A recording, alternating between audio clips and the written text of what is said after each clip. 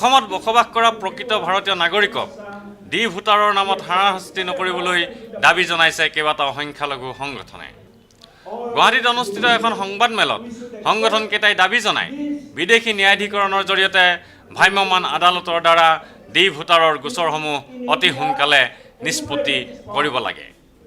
আনহাতে ৰাষ্ট্ৰীয় নাগৰিকপঞ্জী উন্নীতকৰণৰ ক্ষেত্ৰত দেশৰ উচ্চতম ন্যায়ালয়ত গোচৰ চলি আছে আৰু ন্যায়ালয়ত সংখ্যালঘুসকলৰ অধিকাৰ ৰক্ষাৰ বাবে আবেদন কৰিছে বুলি প্ৰকাশ কৰি সংখ্যালঘু অধিকাৰ ৰক্ষা কমিটি অসমৰ সভাপতি মুস্তাফা শহীদুল ইছলামে কয়, সদৌ অসম মাৰ্কাজী জমিয়ত উলামা আৰু minority right protection preservation committee Assam MRPC দুটা অৰ্গেনাইজেশ্যনে অসমৰ যিখন নাগৰিকপঞ্জী প্ৰস্তুতকৰণৰ কাৰণে যিটো কেছ সুপ্ৰিম কোৰ্টত public works Assam public works আৰু সন্মিলিত মহাসংঘ অসম সন্মিলিত মহাসংঘই কৰিছে, তাৰ বিৰুদ্ধে আমি এফিডেভিট দিছোঁ। কাৰণ তেওঁলোকে বিচাৰিছে 51 কাটাপিয়াৰ কৰি পেলাই NRC প্ৰস্তুত কৰিব লাগে।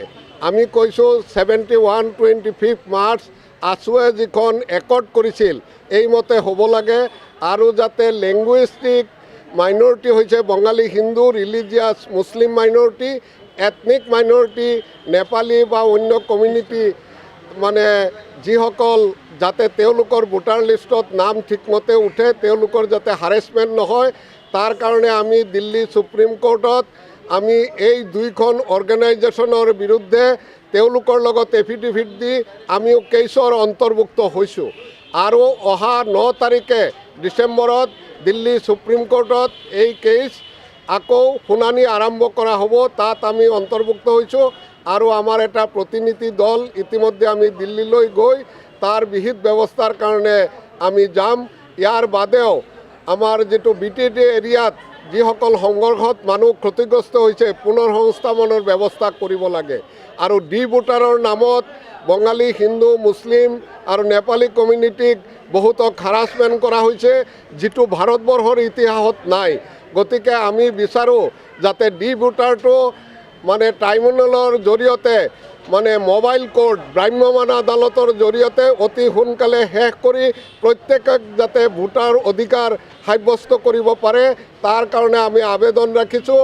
আৰু আমি এই সম্পৰ্কে ভাৰতৰ চিফ ইলেকশ্যন কমিশ্যনাৰকো আমি যোগাযোগ কৰিম, অসমৰ ৰাজ্যিক চিফ ইলেকশ্যন কমিশ্যনাৰৰ ওচৰতো আমি আবেদন কৰিম। ইয়াৰ বাদেও অসমৰ এইবিলাক বিভিন্ন সমস্যা সম্পৰ্কে দিল্লীত আমি ভাৰতৰ প্ৰধানমন্ত্ৰীকে আদি কৰি কেন্দ্ৰীয় চৰকাৰৰ মন্ত্ৰী আৰু বিৰোধী দলৰ লিডাৰসকলক লগ ধৰি আমি অৱগত কৰিম। ভিডিঅ' জাৰ্নেলিষ্ট সুশান্ত দাসৰ সৈতে অমৰদীপ গগৈ, চেণ্টিনেল নিউজ, গুৱাহাটী।